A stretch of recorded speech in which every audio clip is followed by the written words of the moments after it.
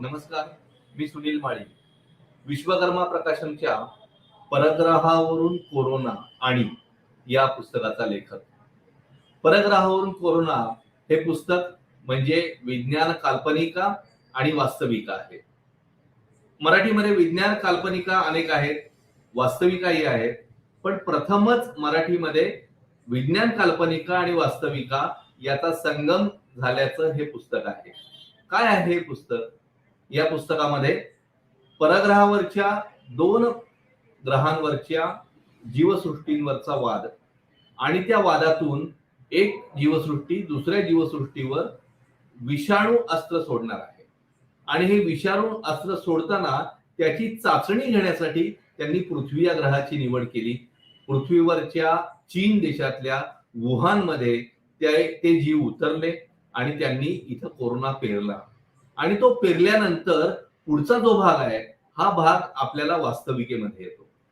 ही वास्तविका म्हणजे 16 देशांनी पहिल्या 8 महिन्यांमध्ये कोरोना विषाणूचा सामना कसा केला आणि त्याला तोंड कसं दिलं याचं वर्णन आहे. एकेका देशाला एक एक प्रकरण दिलेलं आहे आणि 16 देश किती यशस्वी झाले, त्यांना किती यश आलं, किती अपयशी ठरले याचं हे चित्रण आहे.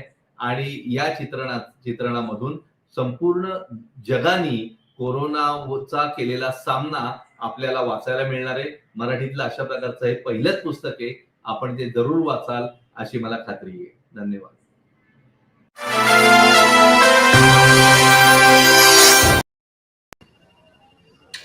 Good morning, everyone, and welcome back to day 3 of the 9th edition of PILF at Studio 3.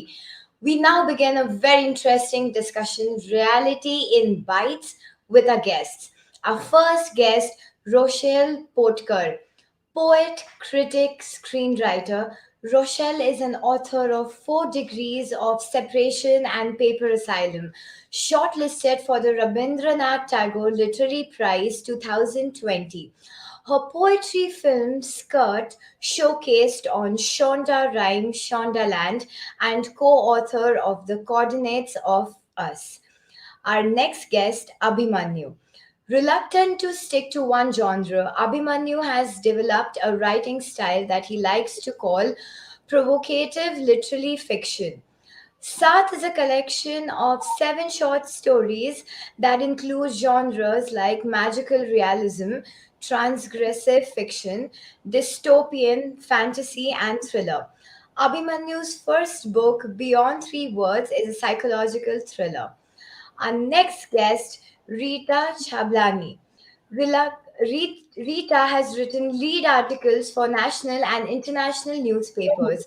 A popular yoga teacher, she went on to author her first book, The Joys of Yoga.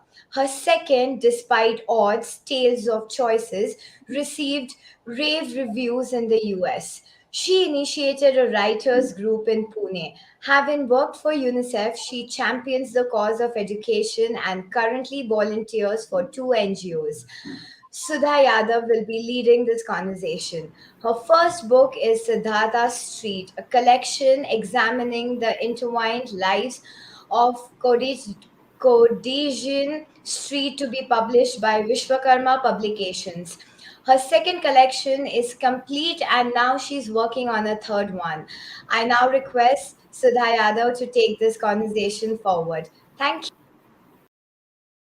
This is a very exciting panel for me, especially expressing the short form, which is one of my most favorites to write in. So if you look at the panel, we have a poet, we have a philanthropist, and we have a provocateur. Yeah. So I want us to immediately just get started, and please let us discuss what draws us as writers to the short form. Can I go to Abhimanyu, please? Yes. I just have one word for it. It's very personal. Vengeance. Vengeance led me. Yeah. So 5 years ago, around 5 years ago, Times of India started this contest, right? It held a contest, a short story contest, judged by, imagine the biggest names in Indian literature. They were there. They were judging. So I won't name any, but you can figure it out, right? Fiction. I'm talking fiction. So they held this competition, and I at that time had suffered a crushing defeat by a beast called book promotion. My first novel, I failed to reach out to people. I don't know, friends and relatives tell you that Yeah. it's a good book, but you don't know what to do with it next, right? So, and it was a self-published title. So I read the article and I thought that, might as well write a short story and impress these big guns so that my novel gets acknowledged. Okay. So I wrote a few short stories. All of them bombed. Everything got rejected, and I was furious. And I just made a promise to myself that I'm gonna write my own short story collection. I nobody was ready to represent me. I didn't have a literary agent. Publishers weren't talking to me. So, but I was hell bent, and I thought, yeah, let's just get the next book that I will come out with will be a traditionally published short story collection. So, Okay. in short, vengeance led me to short stories. Wow, that's quite quite a story by itself. Rochelle, how about you? What makes you write short stories, especially being a poet? Okay, I think we're having some issues with Rochelle's line. Rita, can I ask you the same question, please? Yes, for me, I think my first book is Despite Odds, Tales of Choices. Yeah, And as you yeah. can see, Tales is there, you know what? Hundreds of stories, hundreds of people come into your life, and you feel each person has a story to tell. And there are any number of stories that rotate around in your head. And so I picked these stories, these women, and I feel a short story is all about the urgency. The Okay. urgency with which you write about that main character, you develop the setting, you Hmm. get into the book funnel, Hmm. literally, of that character, and you build it all up, and there's so much joy, there's an excitement, and you put your pen to paper. Of course, these days you put your fingers on the keyboard, Yeah. but when I wrote this book, I like writing longhand, but Mm-hmm. then there's a feverish urgency, and I'm so thrilled that I Okay. don't have to wait for 6 months to 1 year to True. finish that project as it Yeah. happens in the novel. So I love short stories. Yeah, the Yes. sense of satisfaction perhaps in completing a short story collection is quicker as a writer, and as well you get a feel for the market very quickly, whether your publishers like it or not. And it's an excellent point that you mentioned about characters. Characters are maybe even a little bit more dominant in short stories, and in essence we try to encapsulate the story itself into a character sometimes. So I quite enjoy that, like playing with a few characters, but giving them certain amount of nuance, certain amount of history to and use them as vehicles even to get to my Yes. point and to express it. Yeah, Rochelle, you're back. Can you hear us? Yes, I'm back. Yes, I Okay. can hear you. I hope you can hear me. Yes, I can. Okay, Rochelle, Yeah. we just went around and we asked like what draws us to the short story. Now you're a poet. Yeah, that's a different form altogether, and clearly, you're talented enough to move forward through forms. So, can you tell me what draws you to the short story as a writer? So thank you, Sudha, for this question. I think practicing in many forms, from the haiku to the free verse, the novella, and even writing a novel and written to screenplays, my Mm-hmm. trigger or my motivation is the production. So the short Okay. story you can write in one sitting and you can edit it in one sitting. So there's a sense of Okay. achievement that comes from Yeah. this writing compared to all other long forms where you have to edit over a period of time and you need so True. much of more discipline for that. Yeah, very true. And that was the consensus across the panel as well, that we have a sense of satisfaction, sense of achievement when it comes to the short story form. Now, Rochelle, I'm still going to come back to you because, like you said, you've written different forms. Okay, I'm going to put you in the Sure. spot here. So, what do you think? The short story versus the long form, or the celebrated novel, right? Especially in English literature, let's be fair. You would rather be known as a novelist, or rather have your debut as a novelist as opposed to a short story. Well, in regional languages, in fact, the short story is perhaps has a higher level and bar in mind. But of course, I write in English, so I I can't speak for them. So tell me, how would you say which is better? Which is better to write? Which is better to read? Do you enjoy one more than the other? So the question is to me, right? I Yes, just that's missed. Yeah. So I think the novel demands and begs for too much of interiority, and a screenplay, mm-hmm. has to juice out drama, the highs and lows of drama in per milliseconds. So Okay. when you talk of the short story, it has just that much amount of canvas to cover a certain life of the characters. It doesn't have Mm-hmm. to go too deep. So I think this Mm. is the canvas which completely allows you to play with 5,000 words. Like I was thinking in my collection, Bombay Hangovers, the first Mm-hmm. story, Arithmetic of Breasts, actually covered lot many years, but because of just Mm. the simple asterisks, okay, just the Mm-hmm. simple asterisks that create sections, I could time Mm. lapse so many years into just 5,000 words. And so Yeah. a short story allows you to Mm. tell so much out of the frame by Mm-hmm. telling a little inside the frame. Fine, fine. Okay. So that's something I really enjoy, and that challenges me as a writer. The passage of time, because in a short story, Yeah. like you said, to create eons and to have that aspect is more preferable in a novel, because to transport the reader across time, we have to show them that time is passing, right? So the short story is a challenge in that sense that we have to do it, and some of the greatest short story writers are able to do so. That's wonderful. What about you, Abhimanyu? In South, do you have a lot of time travel? Yes. Okay. If I have to go easy on myself, I will choose a novel. Okay. Novel is, of course, a preferred uh, Okay. way to express myself, but Okay. uh, I think short stories are devils. I'll tell you why. I'll tell you Okay. why. Because it's very easy to, not easy. It takes less time to go through it. Once you've written it, maybe it Mm-hmm. took you 1 day, maybe it took you 1 month. But once Mm-hmm. it's done, once you have the draft, right, it's very Yeah. easy to go from point A to point B to finish the whole Mm-hmm. short. Okay. That's where the problem lies. Every Mm-hmm. time you read it, you have a better story. Every time you read it, you have a better short story. Mm-hmm.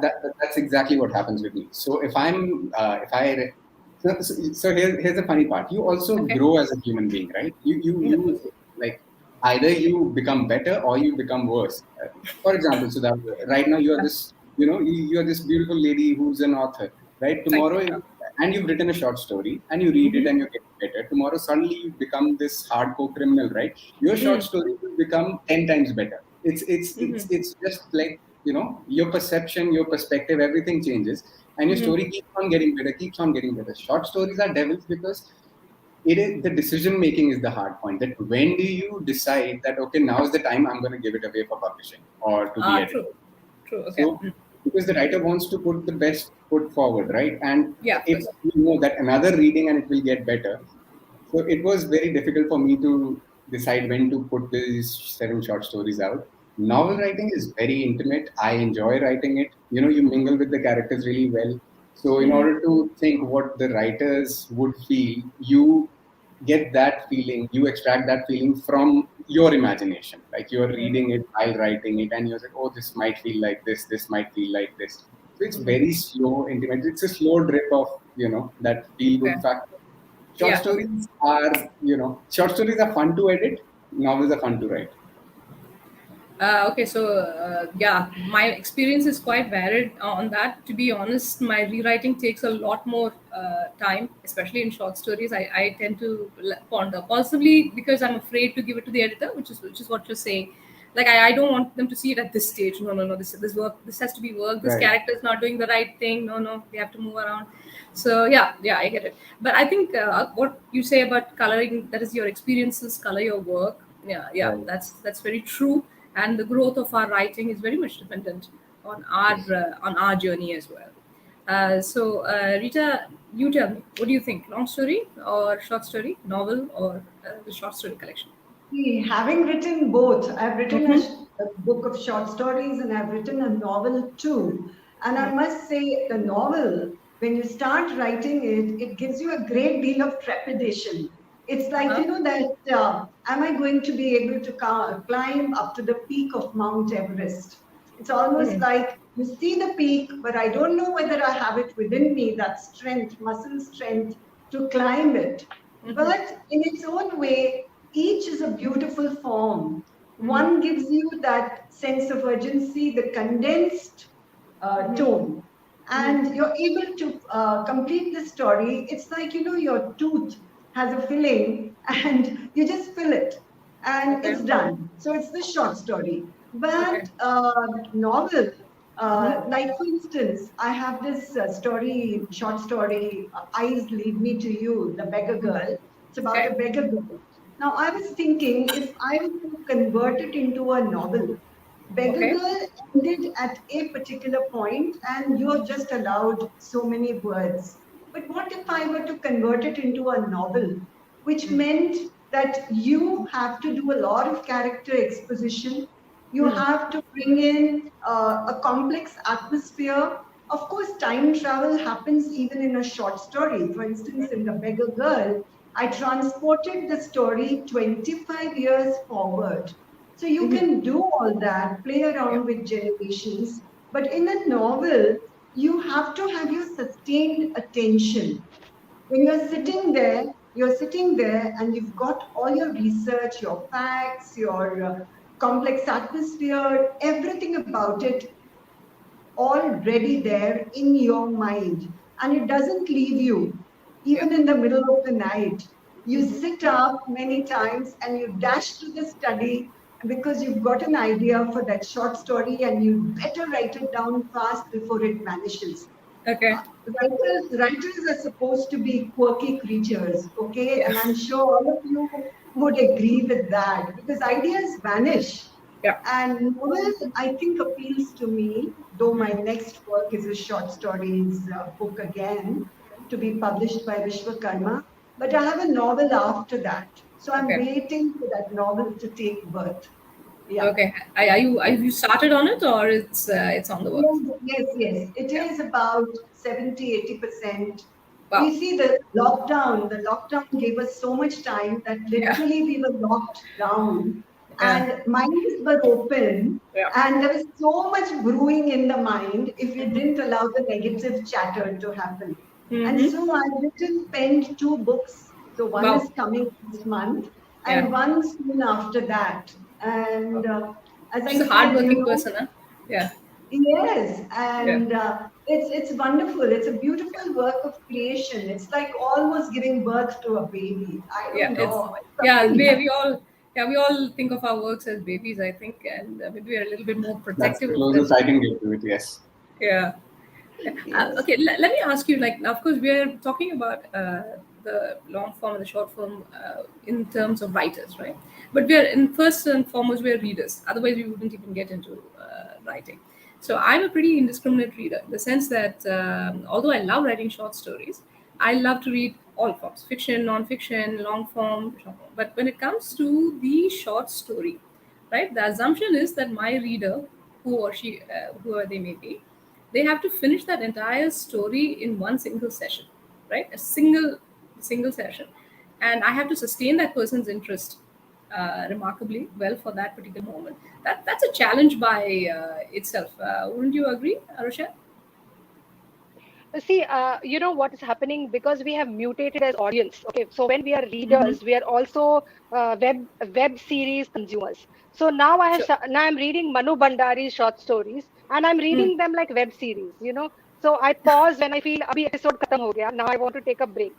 So I Okay. think you know we can't forget that the reader is also a viewer and consumer of many other art forms, Yes. and Mm-hmm. as different art forms mutate and become better, the reader is a different reader. So I have changed as a reader. I read Okay. very fast on my iPad or my iPhones, and I'm reading all kinds of interesting stuff. I'm not sure, sometimes it's for research alone. It might just be to entertain myself or to know more. And sometimes it becomes a new story, because that's how, the aquifer of the mind works. Everything comes into it and it becomes an amalgam or an alchemy of something else. So seriously, there's no way how you can locate a reader today. Okay, what you're saying is that the reader is a changing animal, a mutating animal, yeah, and we shouldn't Yeah, take things for definitely. granted. We shouldn't keep certain conditions in mind.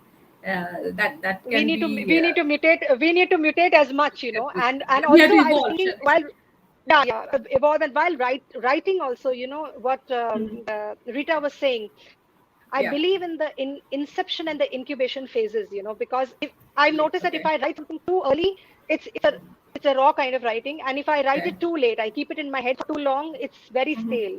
So there's an Yeah. absolute time when it brims over from your mind to the page, from the page to the the first draft, and there is a brimming over, and later with the editing there's a trimming over.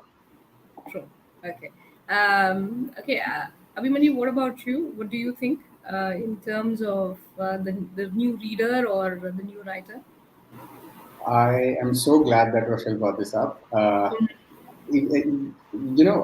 People often complain that you must have heard short attention span, right? People are talking True. about True. it a lot. Short attention span. Everyone has short attention span. Uh, and they've started I used to curse it, that what will I do? I'm writing books, I'm writing like hundreds and hundreds of pages, and people attention span is getting shorter. What do I do? I don't think like that anymore. I think it's Okay. time to stop whining about it. It is not a curse. Short attention span is not a curse. If you haven't realized, it's evolution. You can't do anything about it. If you are a writer or an artist, and if you don't pay attention to this, if you don't evolve this, your art will die a dinosaur's death. It's as simple as that. True. So you need to understand. It is my job to give my readers a Netflix experience just by reading my book. It is my job to Okay. do that. Okay. Yes. Okay. So I'm so glad Rochelle brought this up, because I think the same way. We can't sit and whine about it. Yeah, everything is. People get these 15-second dopamine doses every single minute on their phones. So it's gonna happen. It's already happened, and it might go beyond. So, and I'm not even talking about reducing the amount of words that you write. Sure. I'm worried that my next novel, I'm writing less. It has to be as thick as, I don't know, George R. R. Martin's books. It's the way you write every single line, right? So when you said attention, or how do you keep the reader hooked in, that's the craft. That's what you have to learn. Yeah. And your best guinea pig or your lab rat will be yourself. You have to True. spend time with You're the yourself. first reader. Yes, always. So that's what I feel. Let's stop complaining about short attention span. Let's write good, interesting, captivating stories. No, no, no, very true. I mean, I think it's obvious that as we're the first reader, and if it should capture our interest and hold our own interest there. But what I would like to ask Rita is, do you feel that's a little different for you, in the sense that when you read your work, are you already thinking of the reader initially itself, or not? Well, I think that as Rochelle and Abhimanyu and you say that the reader these days, yeah, that's true. They have a short attention span. I know what happens with the remote and how quickly we change Yeah. stuff on it, because I Yeah. don't like this one and it's available on a platter these days. So the choice is tremendous. And nobody, I mean, very few people really want to hold the actual book and all that. Fine with that. But I also go along with Rochelle and Abhimanyu and you that basically I think we have to evolve as authors. I can't live. Yeah. Theme is universal. Theme of Okay. love and betrayal and friendship, that continues. Leo Tolstoy, yes, he wrote then, but now we have newer authors. But the theme remains the same. So you then can create a situation or an incident or whatever, a story around what is happening in modern times, give them a brief glimpse of the past and bring it again back to how they want to see it or how they want to listen to a story or read a story. you have to bring a modern format to it. I think Okay. that's important for me. It's a lesson I have learned. Rochelle and Abhimanyu, of course, are much younger, but I have learned that lesson that I can't dwell in the past and say, wow, that was wonderful. And I'm not going to evolve with the times. I have to evolve, and I have.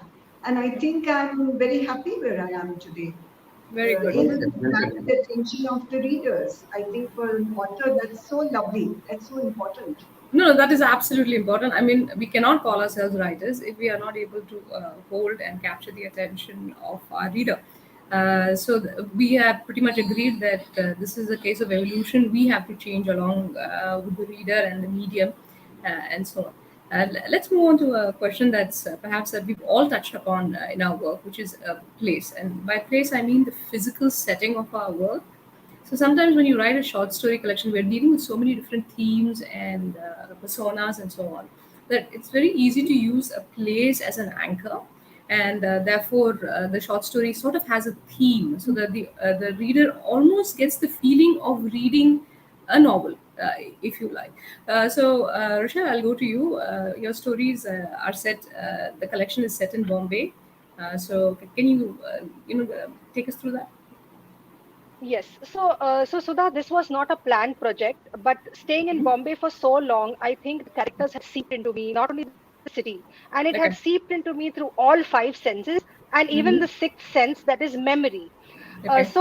When I was looking at how to collate these stories, I suddenly realized the common thread running to them through them was the city, because the city was a character, Bombay, Okay. Mumbai, and Mm-hmm. each of my stories in this Bombay Hangovers collection is dominated by one sense. So in some place Mm-hmm. you would see that the character Rusi is thinking all about the quintessential perfume in a Mm. city that sometimes smells bad, right? I mean, Bombay Yeah. can smell very bad, or very salty, or very fishy sometimes. And Yeah. you would find noise as another dominant sense or theme in Kay D'Souza's story, because she's trying to fill her loneliness and her denial with the noise. There's clockwork noise in the city. If you Yeah. just listen to it, from the dirty honking to I don't know what factory sirens.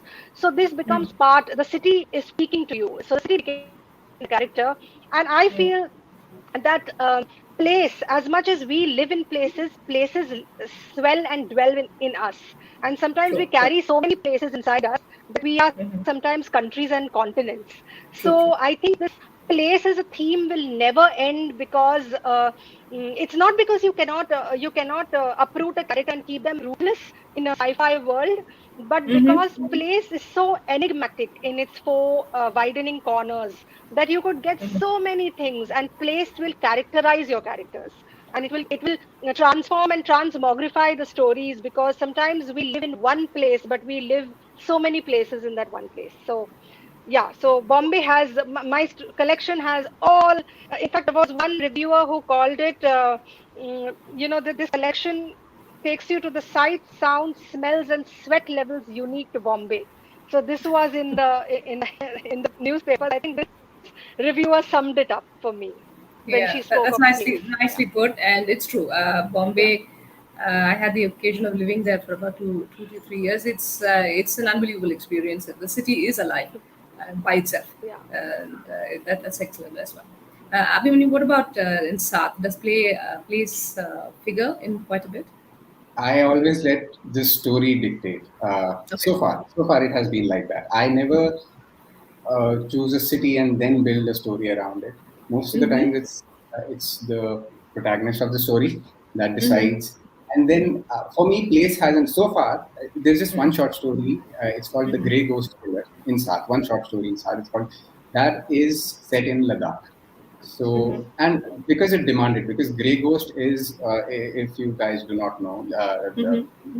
the snow leopard in the Himalayas, Okay. right? Okay. One of the most elusive animals ever. You can't find him, you can't look at it, you can't even spot it. So Mm-hmm. the story revolves around that. So that required Ladakh to be there. The lifestyle required to be presented out there.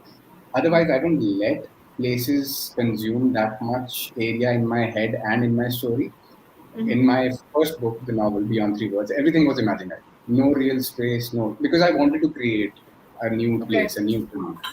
So, so I would like to write something related to a place. I'm from Jammu, right? So my next novel, most probably, it will cover Jammu, Pakistan, and Berlin. I haven't been to Pakistan. I haven't Okay. been to Berlin, Well, but okay. but but these are the cities, the places that I would like to cover in my next book. If you've read Down and Out in Paris and London by George Orwell, or if you Yeah. read Salman Rushdie's work, they're very they're stuck to the cities, and they create amazing stuff from the cities, right? So Yeah. Yeah. you will see a lot of Bombay or Mumbai from Salman Rushdie. You will see that a lot, Yeah. Yeah. You do. and suburbs, everything. Mhm. Yes, places never dictate my stories writing, but I would like to write about a Yeah, specific it city. seems almost like you have a conscious effort to unmoor yourself, right? Like you Yes, would rather not be, anchored to it. You'd rather let the story dictate, like you said. Yeah, yes. yeah. So Rita, what do you think? You're a very well traveled person. In fact, you just moved to Bangalore as well. So tell us, how does place influence your work? Well, I think it's an advantage to travel because True. when my life began in Kutch, Mm-hmm. and so that they have a flavor Mm. everywhere, the places. It begins in Kutch, then I went to Bombay, and then I came to Delhi. Then I've spent 20 years in Chicago Okay. and traveled the US, then Mm. came back to Pune, Mumbai, and now Bangalore. Mm-hmm. So in this river, Mm-hmm. you meet so many different people, and these are the protagonists of my short stories. Mm. And as you know, the character, the setting, the place becomes a character, as Rochelle says.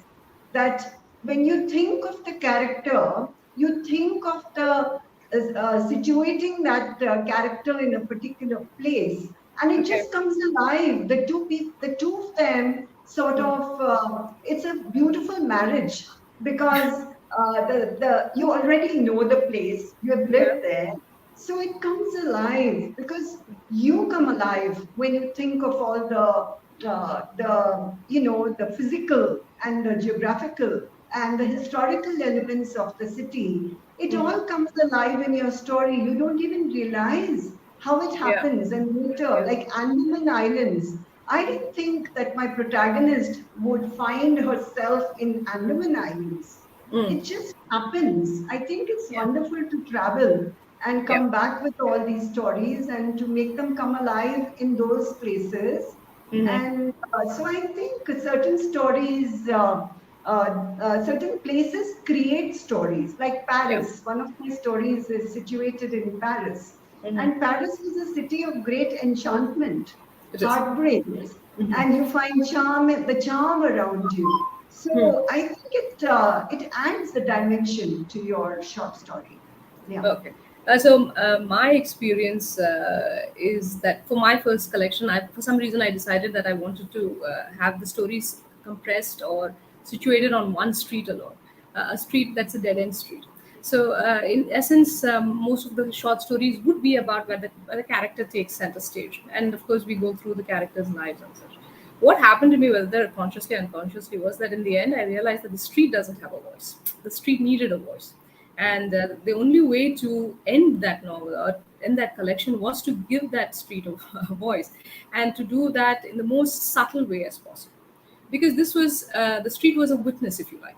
The place becomes a witness to the lives of these people, and that was something that I had to do with a certain amount of subtlety without it being too garish, and yet give that street a certain persona. So Siddhartha Street is about a dead end street in Chennai, where I'm situated in right now. And it goes about looking at very what you would call normal or ordinary lives. But as writers, we know that there is no such thing as ordinary lives, and there are no such thing as simple people, right? So everybody goes through their own journeys, and it was my objective in bringing out something that doesn't shock you or provoke you immediately, but something you read and you may even forget about it reading. But the next day, when you go about your day, you tend to meet up with these characters. Suddenly, you'll feel, oh wait, she says something like this. This character resembles that character in the book, and so on. So place for me suddenly came up during the collection. So yeah, that was very interesting to share it with all of you. Okay, let's talk about That's very mediums. intriguing. Yes, right. Just a sec. So that's very interesting. I wanted to know, how did you Yeah. voice that street? Was it in dialogue or Uh, just description? no, it had to be. I couldn't give it a voice, so I had to do description. In the sense, doesn't really cut it, because description is describing the street or about the street. It's not the voice itself. Mhm. So I had to structure the story that the ending almost gave a message from the street, because I had assumed that the street Oh, is a okay. witness. Yeah.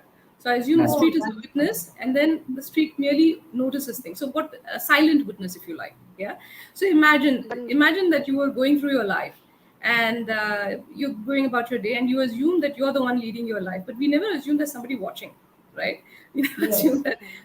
that. Of course, in the most innocuous way, somebody's watching, somebody's seeing, not your neighbors, not your something. And how does that make you feel? How does that happen? I mean, if you when we go back and visit our homes, or our childhood homes, or childhood places, there is a feeling in those buildings, and there's this thing like they tend to take on a life of their own. And you wonder if it's just nostalgia, or if there is your own feelings and emotions that's making something come alive.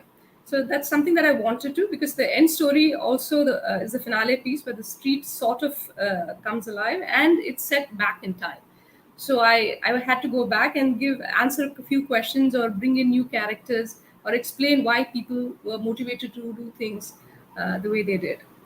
Yeah. So that's a bit about my collection. Let's talk about genres, because we have quite a few genres being handled here with ourselves. Rochelle, can you tell me how does it feel to move across mediums? So I feel that the essence behind any genre, whether it's writing a haiku or whether it's writing, now when you write a haiku, you're searching for the ah moment. Mm, Okay, and when but you're encapsulating life in all genres, and mm, you are either telling what life is or what life ought to be. So when you're writing a haiku, it's like a narrative of one epiphany. One epiphany is enough. But in a short yeah. story, you're writing so much more, right? Multi characters, Mm, and it can be more. And then as we move on to novels and screenplays and web series, it goes on expanding its capillaries. mm, I feel somewhere it's all these forms for me, because I went between genres. I realized one common thing is like instruments of tension. I feel sometimes you compress it, and okay. there is only this much that comes out as a Mm, resonance for the reader and for the writer herself, because you first have catharsis when you write it mm, because you're compelled to take it out. So it's the compression that happens for yourself first, mm, and then you take the reader on a journey. mm, And For the longer works, it depends on how much more. Like I think in a scene in a screenplay, you really compress it for drama. If it doesn't have dramatic value, it's just going to be yeah, a not work. placeholder.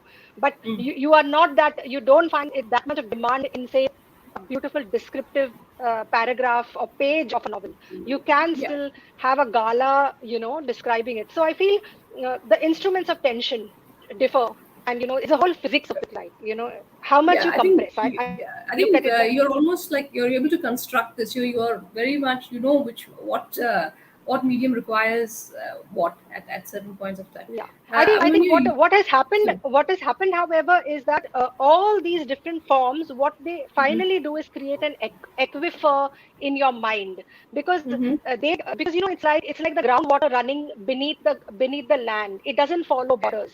So all art forms are like borders, okay, but your mind doesn't follow borders. It's like the groundwater. So Yeah, all these art don't be forms, whatever restricted. you Yeah. learn from any one of it, it Mm-hmm. finally alchemizes to become something different, and that's what I'm starting to enjoy now. Oh, Not that's what's above excellent. the ground, Excellent. what's below. Yeah, yeah, the process. Yeah, Yeah. Abhimanyu, you've highlighted something called provocative literature. Can you explain that to me? And you do podcasts as well. So how does that feel from the written word to the spoken word, if you will? Uh, right. I'll take the podcast question Sure, sure. later. First, I'll talk about PLF and genre. Mm. So I've never. So it's always been idea first, then genre for me. Okay. So I stick. I'm very loyal to the idea that I have in my head. Mm-hmm. When I finish the story, or when I'm midway, whether it's a short story or a novel, then I Google it, that where do I fit in? Like, what is this Okay. genre? What am I writing? Otherwise, if I tell myself that okay, I'm going to write fantasy. I'm going to write. Then I'll be forced writing. I never do that. I avoid doing that. I did that. That's a mistake. I don't do that. I don't want to repeat that. So I don't want to tell myself I'm going to write fantasy or magical realism, etc., etc. I write the idea immediately, and then I see. Okay, then I go on my laptop and see that what people are talking about. What genre is this? That dictates my genre style, and one of the short stories in Saath. It's since you mentioned time travel, right? So Yeah. this story is about this porn addict, 26-year-old chain smoker, jobless porn addict who who gets the power. One day suddenly gets a power to travel time, to go back in time, and first he tends to his carnal desires, and then eventually he just decides that he will witness the most horrific tragedies in the history, right? So Okay. he witnesses all of those, Mm. and all of this is being done because he wants to prove his father a point. So Okay. you can say that it was magical realism, it was adventure, all these things. It covers all those things. But if he's doing all of that to prove his father a point, you've read a twisted coming of age. It's a Bill Dunn's Yeah. romance. Yeah. So, Yeah. so it's very hard to, for me, it's very hard to let genre dictate what I'm Yeah. going to write. So Yeah. I leave it, on faith that whatever happens, happens. We'll see what genre it is. Okay, so that's amazing. So we have writers who are not really concerned about genre at the onset itself, right? We're letting the work maybe speak for itself, choose its own vehicle, if you like. So Rita, what would you say? For me too, I think I write a story. I have an idea and I write a story first. I write it all down. Okay. And then when it's done, when it's finished, but then whatever genre it falls in, I don't know what is going to happen next and whether it'll turn up like a romantic a thriller or it'll just be some adventure. I have crime mystery. Yes, you have to think about it and Yeah, plan it out. plotting. Yeah. But any other genre, I think you just have to let the story carry you and be true to your written word, basically. Not try to fit it in because now I need to write this, so I need to fit it in. Then you lose your creativity. This Okay. because Kill there is inhibition. a certain flow to your words, flow to your thought, and write it down. And whatever genre then it fits into, it's fine. It's okay.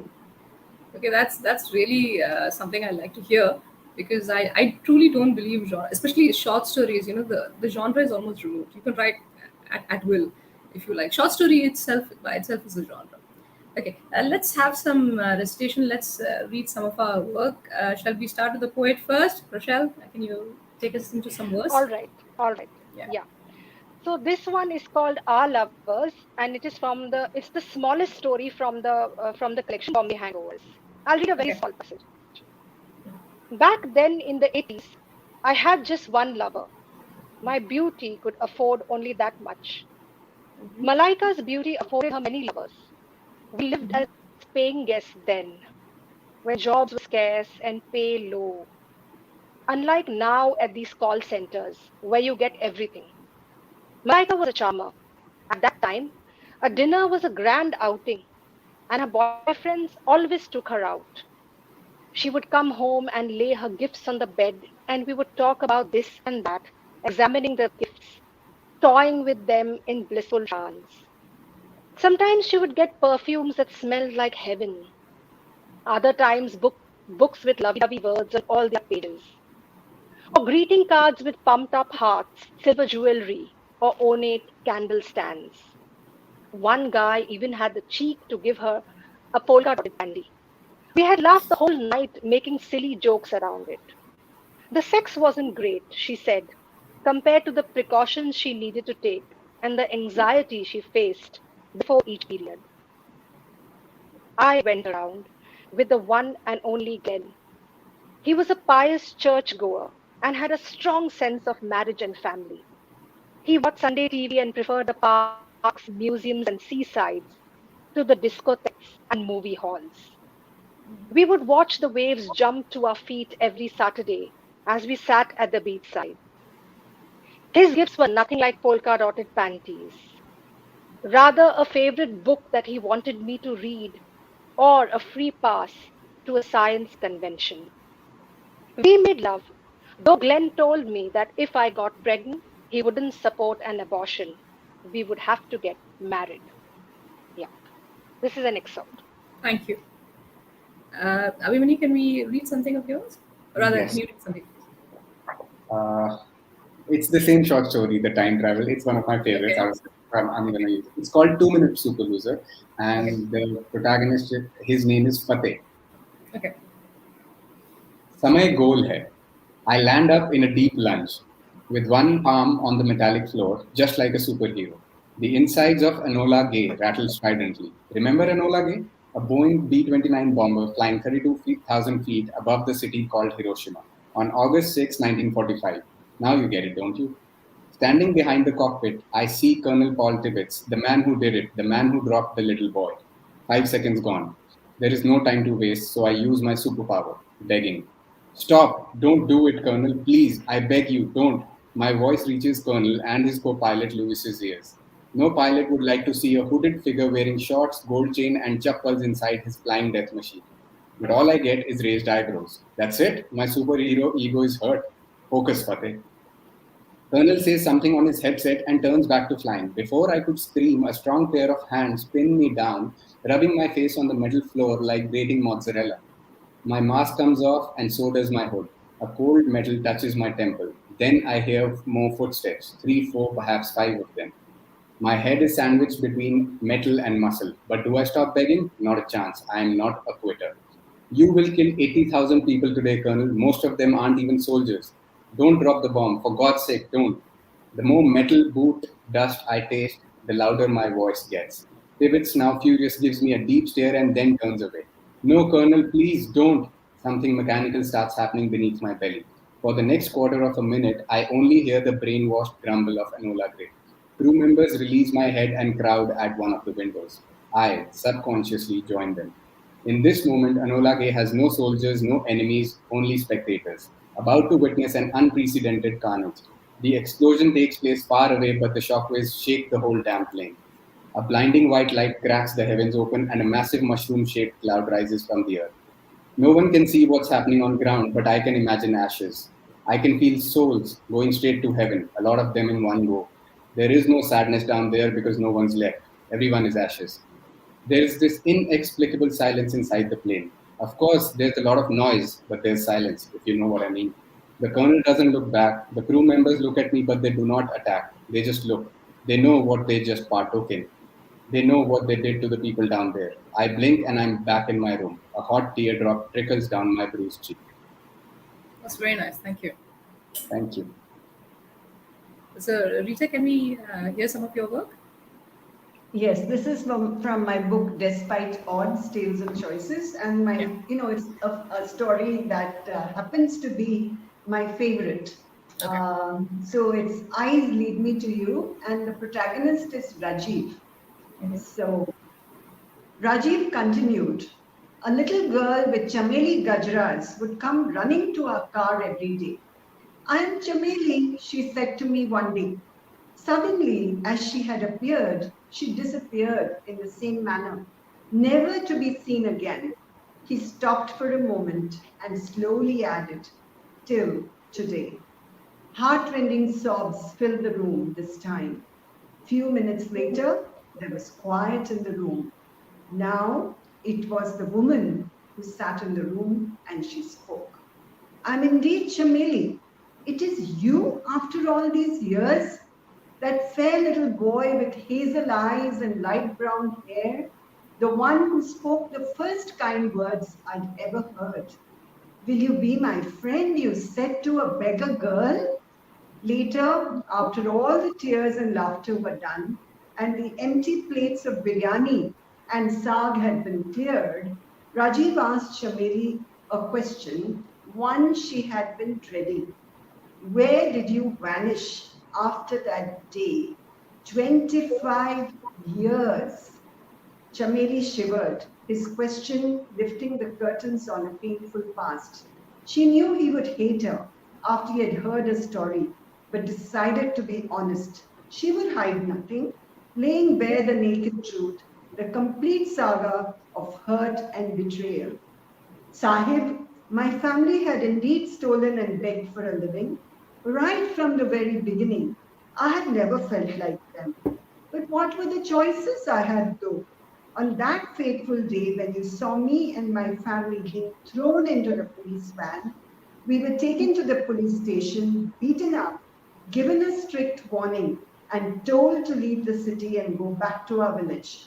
However, we came to Mumbai, to newer pastures, and my family had continued begging and stealing. Later, my parents joined big organized gangs, and when I was older, I was sold to the highest bidder.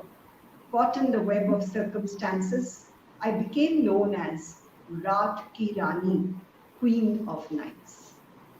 Thank you. Nice. Yeah. So for my work, I'm very excited. This is the cover. Yeah, I got it printed out yesterday. Let me try to put it. Yeah. So as you can see, the cover is inspired by R.K. Lakshman's work. I was influenced by his brother's writing, and his illustrations is something I quite enjoy. So I said I'd asked my publisher as well as my agent, and they were kind enough to. My agent is Book Bakers, and they were kind enough to say, "Okay, fine, we'll have a look at it," and then they went ahead. So I'm very excited about it because finally, the book is real. Finally, when you're finally touching it in your hand, it's amazing. And I'll read a very short passage, very small passage. It's at the end of a story. It's about a lady, an ironing lady. She's a single mother, and she's very much concerned that her daughter will end up leading the same life that she has, and it's been a long and hard life for her. So, but it ends on a note of hope, which is what I like. So, if you could just bear with me. Sasi could hear Thiru and Vijaya's voices on the street. I will get the papers together and come to you with the admission form. Sasi turned to Leah, her eyes welling up, and said, "But it's possible? They will accept her?" Pravasa the Sivan said, "Yes, it's the law, it's her right." Tears brimmed at Sasi's eyes. They streamed, finding paths on her worn face. She did not stem their flow or wipe them away. Her daughter's gurgling laughter echoed on the quiet street. Vijaya ran to her mother, her eyes bright as hope, her mouth sticky with sweetness, and her toes sprung on the flame-petaled dust of the street. Yeah, that's it. Thank you. So we have a couple of minutes, just 2 minutes or so. Would you like to talk about craft or any question that you would like to bring up? I was thinking about that question you had talked to me about. Yes. About how do my beliefs influence my writing. Yes, you're the philanthropist. Please tell me. Yes, for me, I think since forever, I think for me, education of less privileged has always been very, very, very dear to my heart. And so I've worked for UNICEF, and that sort of also gave me that exposure to went to different places in the city, and it gave me, I could witness what they went through, and still there was that hope that I want to be educated. I don't want to be like my mother, sweeping and swabbing in someone's home, and I want to be different. And so I feel those thoughts shaped my beliefs. And when I got into a situation where I could put my pen to paper, literally, this was about 25 years ago, I think I wanted to write stories. My stories came tumbling forth about people, about women who try to survive in the toughest of situations. And of course, they don't make a choice to change anything.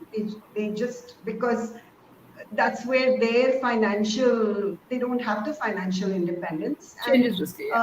Till a ray of hope presents itself, and it could be anything, a situation or a person comes into their life and they make a choice that now they are ready and they want to change it.